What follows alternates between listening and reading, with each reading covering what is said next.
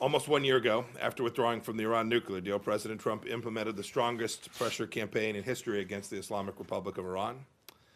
The goal remains simple: to deprive the outlaw regime of the funds it has used to destabilize the Middle East for 4 decades and incentivize Iran to behave like a normal country. Up to 40% of the regime's revenue comes from oil sales. It's the regime's #1 source of cash. Before our sanctions went into effect, Iran would generate as much as $50 billion annually in oil revenue.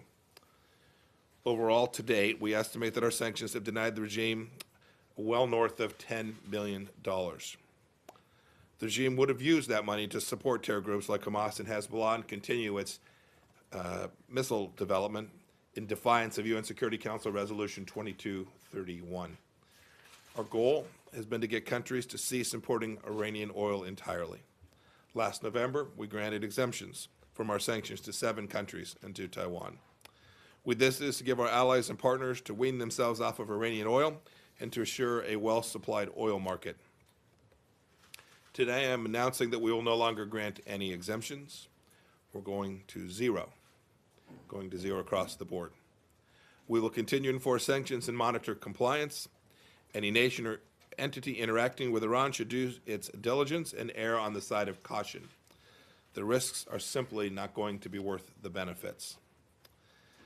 I want to emphasize that we have used the highest possible care in our decision to ensure market stability.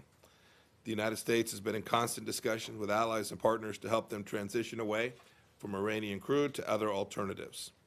And we've been working with major oil-producing countries to ensure the market has sufficient volume to minimize the impact on pricing.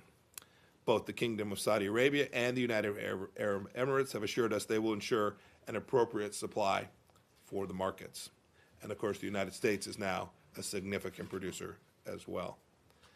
I can confirm that each of those suppliers are working directly with Iran's former customers to make the transition away from Iranian crude less disruptive.